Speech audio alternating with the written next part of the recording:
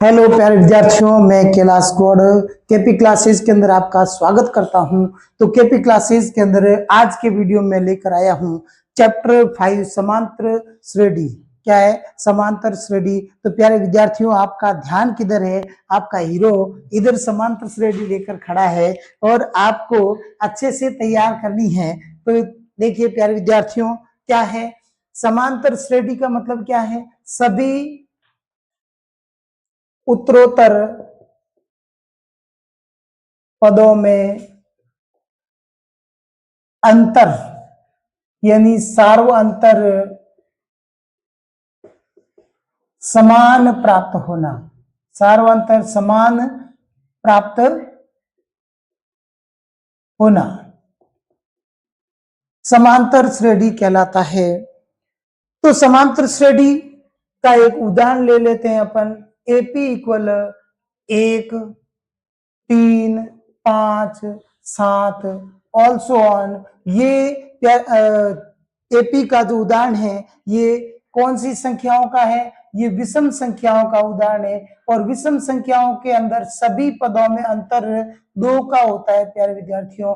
तो यहाँ पे ये एपी हो गई विषम संख्याओं की। फिर दूसरी एपी ले लेते हैं अपन सम संख्याओं की, 0, 2, 4, 6 इस प्रकार। इसमें भी अनंत पद होते हैं। ये कौन सी संख्याओं की एपी है? सम संख्याओं की। फिर लास्ट में ले लेते हैं केवल कौन सी एपी है?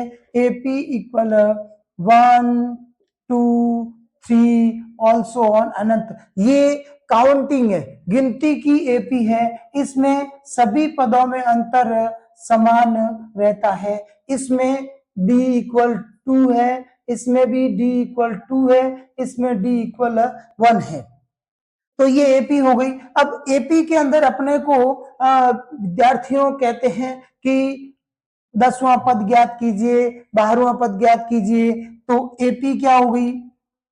तो एपी का 10वां 12वां इस प्रकार पद ज्ञात करना है। तो पद ज्ञात करने के लिए एपी के अंदर nth टर्म यानी nवां पद, nth टर्म यानी nवां पद ज्ञात करने का सूत्र, nवां पद ज्ञात करने का सूत्र क्या रहेगा? an equal a plus n minus 1 d। ये nवां पद ज्ञात करने का सूत्र रहेगा। इसमें ए का मतलब प्यारे विद्यार्थियों आपको पता होना चाहिए कि ए का मतलब होता है प्रथम पद। ए का मतलब क्या होता है? प्रथम पद। और डी का मतलब होता है सार्वअंतर। एन का मतलब होता है पदों की संख्या। एन का मतलब होता है पदों की संख्या।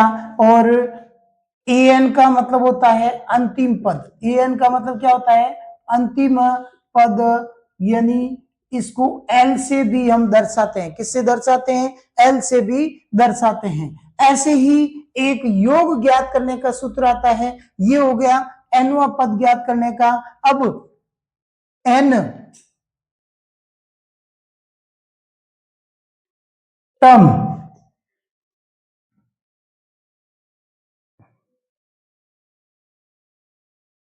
अब n पदों का योग ज्ञात करने का सूत्र क्या? n पदों का योग ज्ञात करने का सूत्र है S N equal n upon 2, 2a plus n minus 1 d।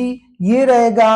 और इसमें अपने को योग ज्ञात करने के लिए अप्लाई करते हैं। इसमें एक और योग ज्ञात करने का सूत्र है S N equal n upon 2 a plus A N. तो ये दोनों सूत्र जिसमें ए और डी दे रखा है, तब ये वाला सूत्र लगाना है। और जिस एपी के अंदर ए और ए एन दे रखा है, तब अपने को एस एन का यानी एपी के पदों का योग ज्ञात करना है। तो ये सूत्र लगाना है।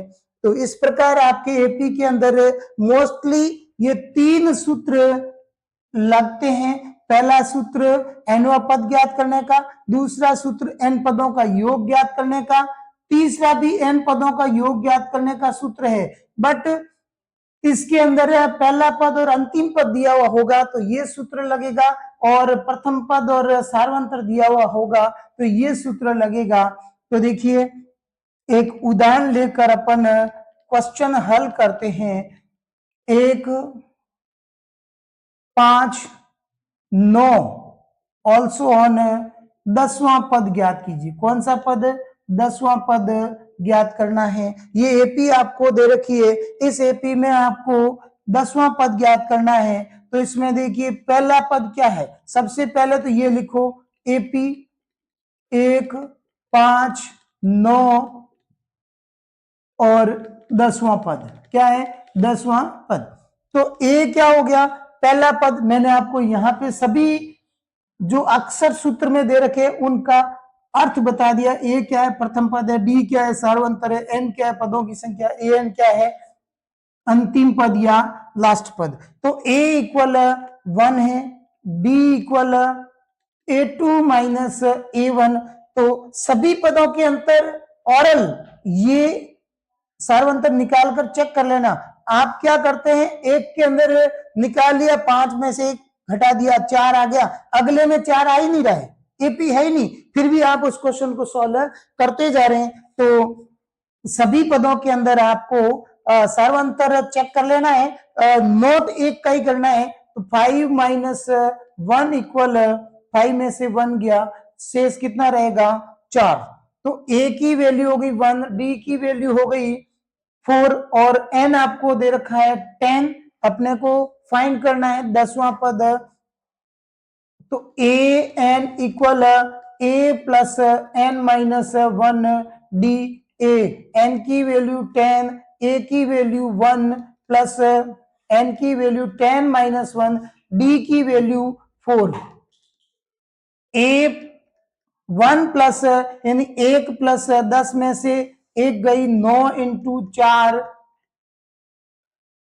ए 10 बराबर 1 प्लस 9 चौक 36, 36 और 1 हो गया 37। तो यहाँ पे 10 पदों का जो 10वां पद है वो रहेगा 37। 36 प्लस 1 37। तो एपी का 10वां पद 37 होगा। क्या लिखोगे? एपी का 10वां पद 37 यानी 37 होगा। इस तरीके से अपने को प्रश्न को पूर्ण हल करना है।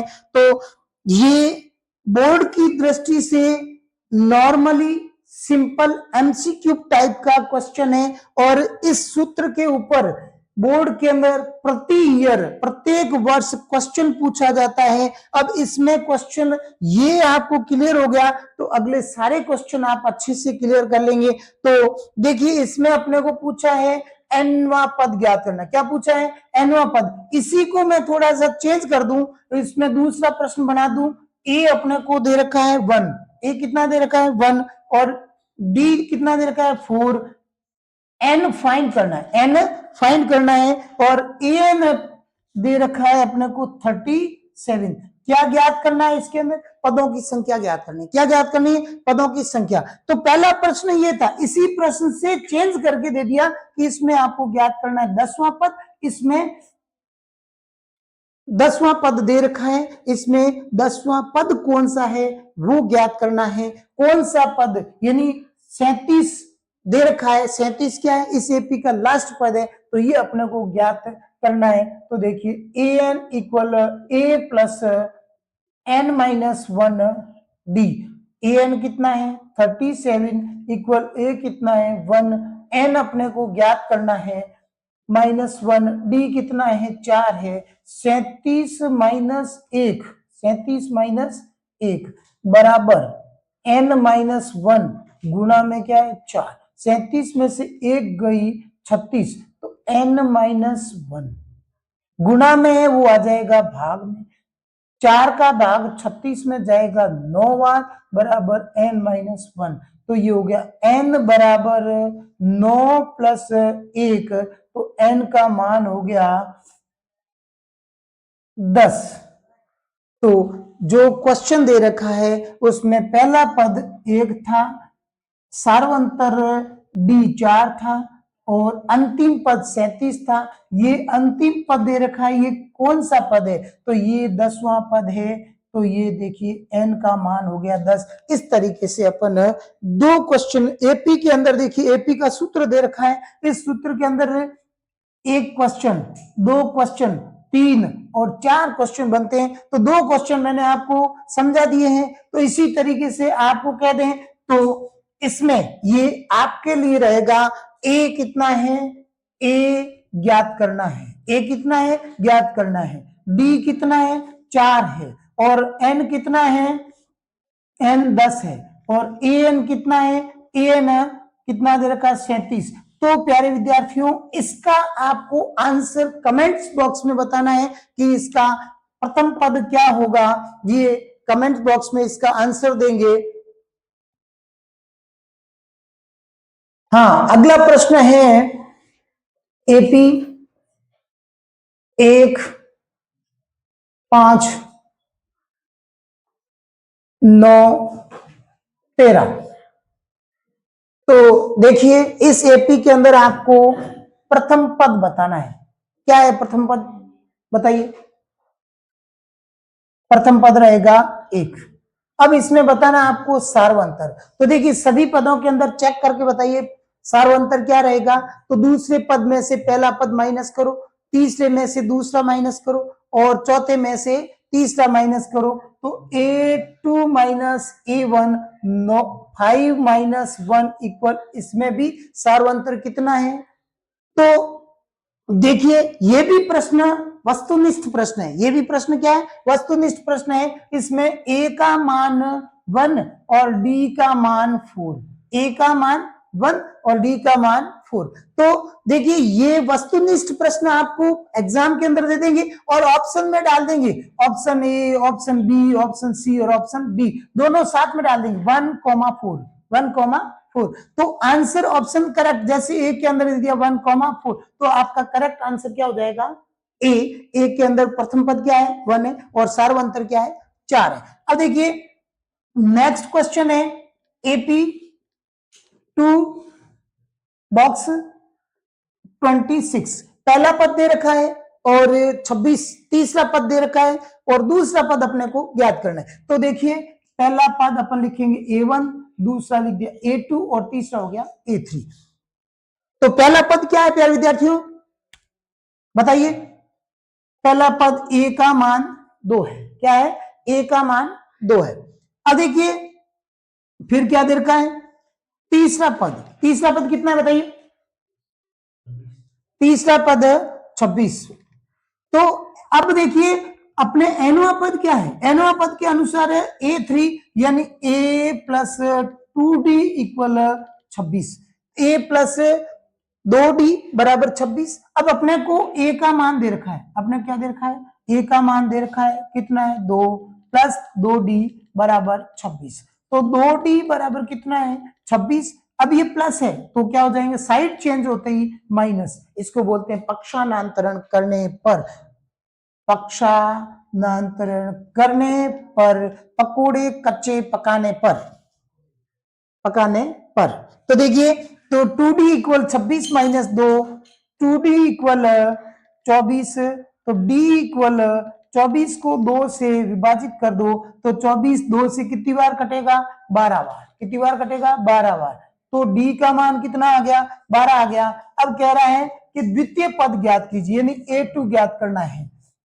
तो A2 equal A plus D, A का मान कितना है 2 है, और डी का मान कितना ज्ञात कर लिया 12, 12 और 2 कितने हो गए 14। तो दूसरा पद अपने को 14 प्राप्त हुआ। तो ये प्रश्न समाप्त हुआ, ये प्रश्न क्या हुआ समाप्त। अगला प्रश्न है एपी √2, √8, √18 और √32। ये एपी दे रखी है, इस एपी के अंदर चेक करना है कि ये एपी है या नहीं है। यदि है तो अगले दो पद ज्ञात करो, एपी यस और नो, एंड अगले दो पद, अगले दो पद आपको ज्ञात करने हैं, अगले दो पद आपको ज्ञात करने हैं।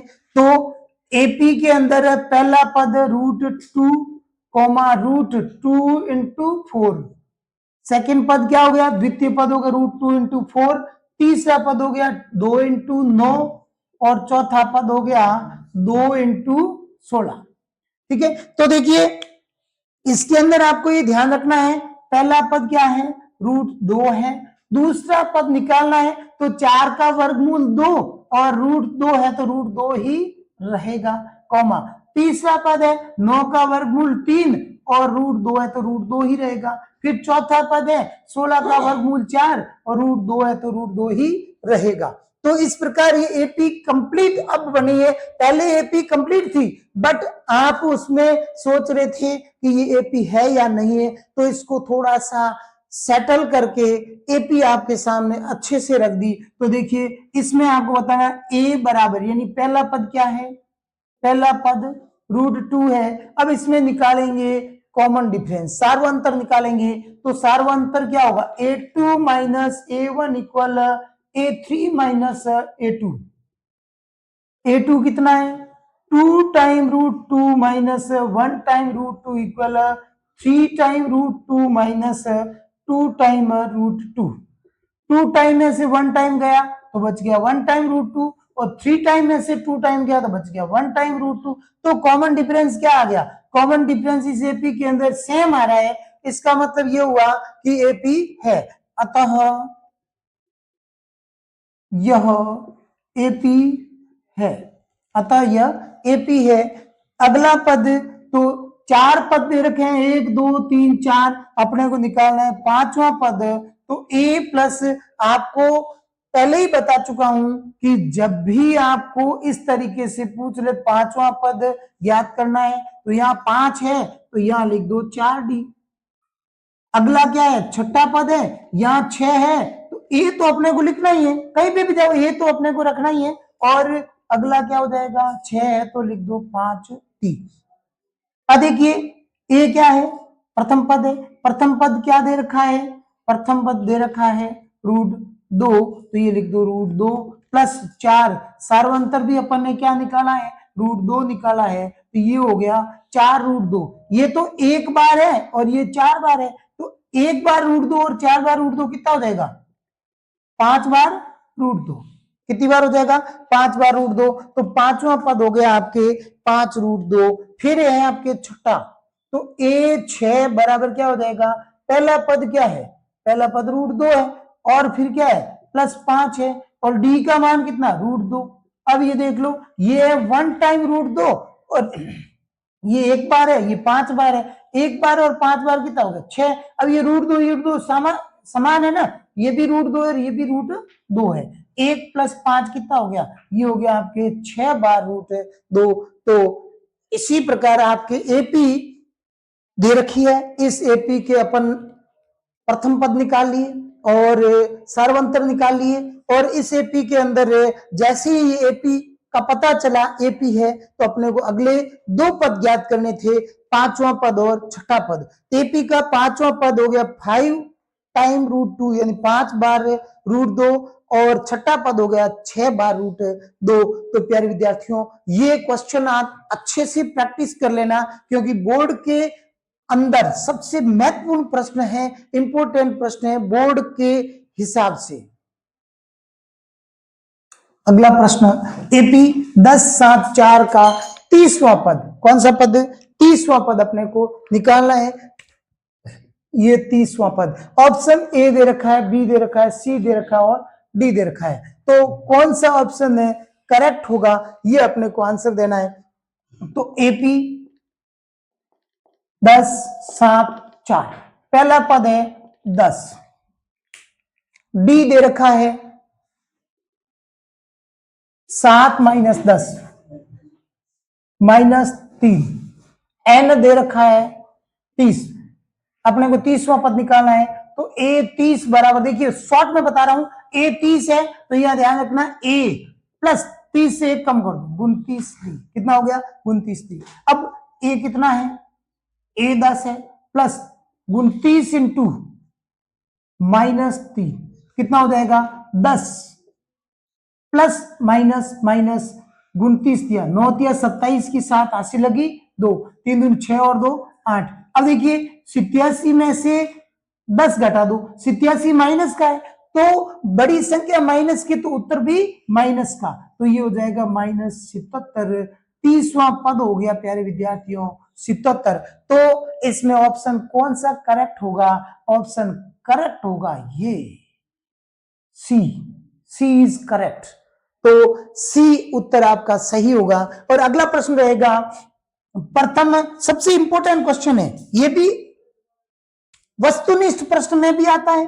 प्रथम एन धनात्मक धन पूर्णांकों का योग ज्ञात करना है। क्या करना है? प्रथम एन धन पूर्णांकों का योग ज्ञात करना है। प्रथम एन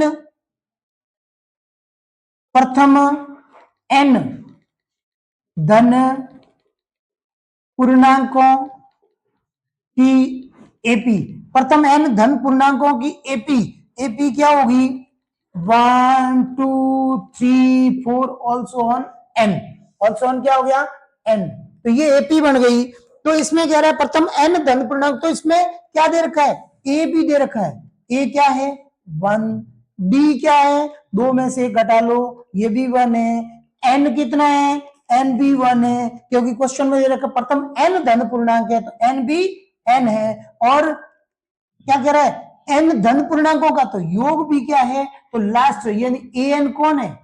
ए एन भी एन है। तो सारे इसके अंदर पद ए दे रखा, डी दे रखा, एन दे रखा, ए एन दे रखा है।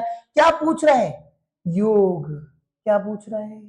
योग। यानी एस एन ज्ञात करना है तो एस एन इक्वल एन बट्टा 2 ए plus N.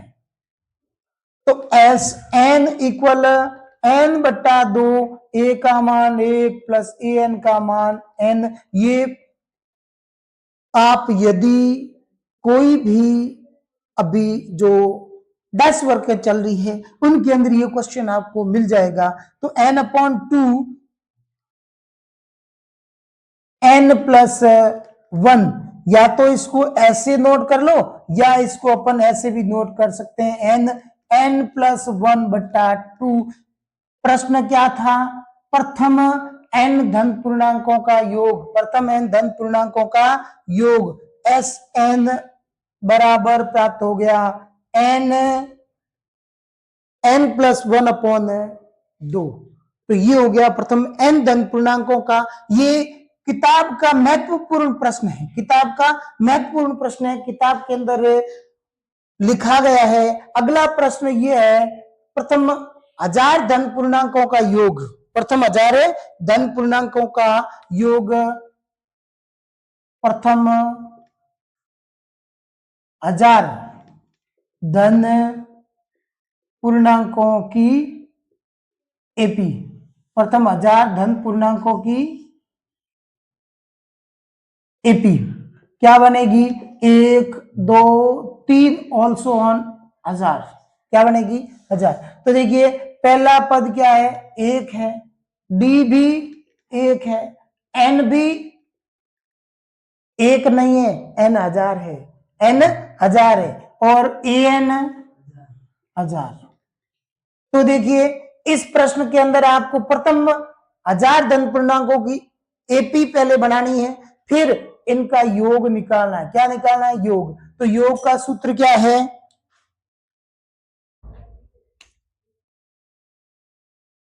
S N equal n/2 A plus A N. S N का मान अपने को दे रखा है 1000 इक्वल 1000 बट्टा 2, पहला पद दे रखा है 1, ए एन दे रखा है आपको 1000।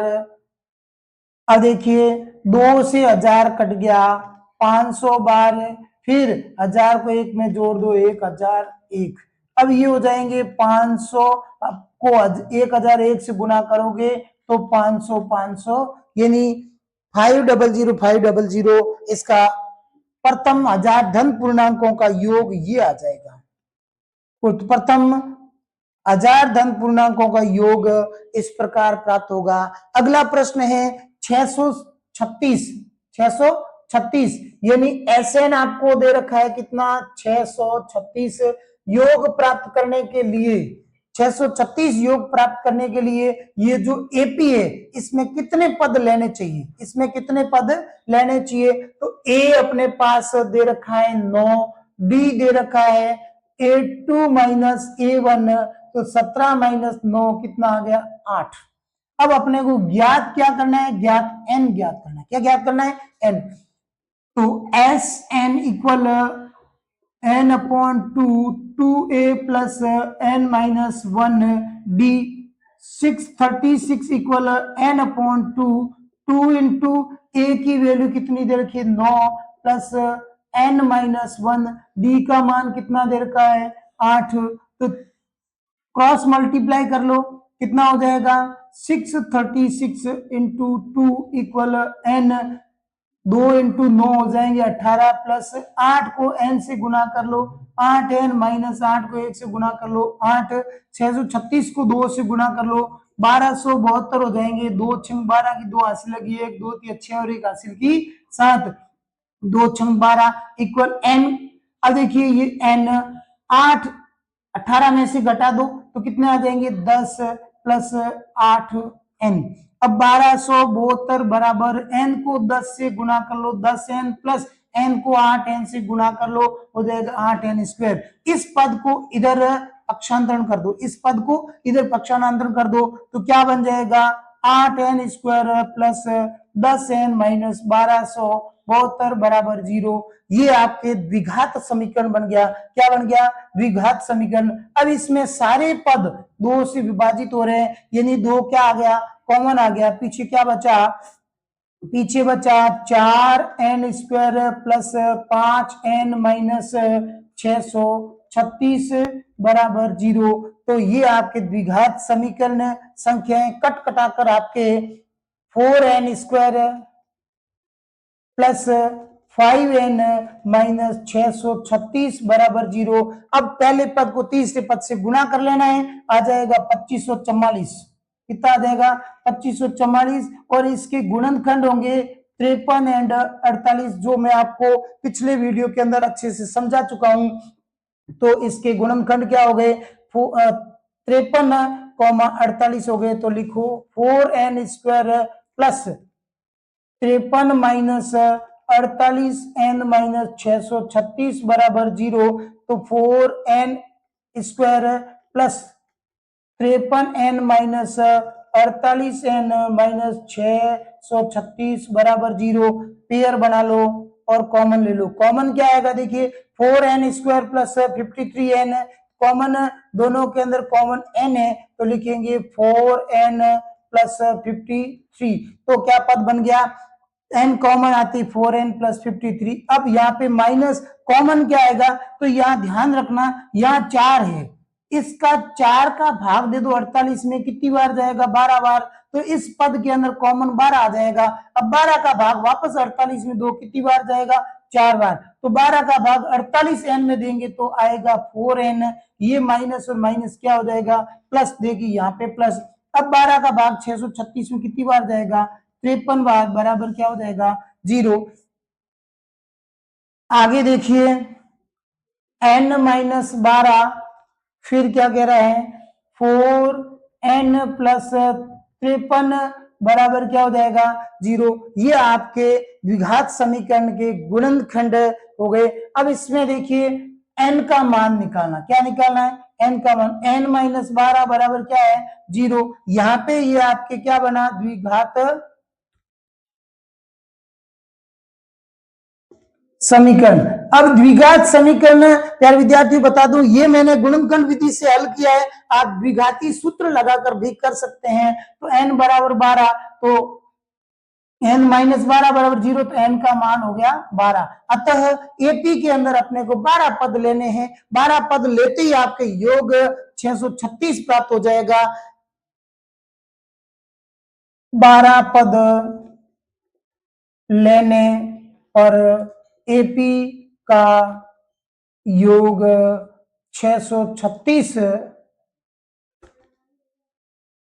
प्राप्त होगा। तो प्यारे विद्यार्थियों, अब वीडियो समाप्त करने की घड़ी आ गई है। तो मेरे चैनल को लाइक, सब्सक्राइब और शेयर करना न भूलें। बेल आइकन बटन पर ऑन करना भी न भूलें। तो प्यारे विद्यार्थियों, इसी तरीके से मैं आपके लिए 5th चैप्टर का एक और इंपॉर्टेंट क्वेश्चन का वीडियो लेकर आऊंगा। तो अच्छे से देखें, प्रैक्टिस करें। धन्यवाद।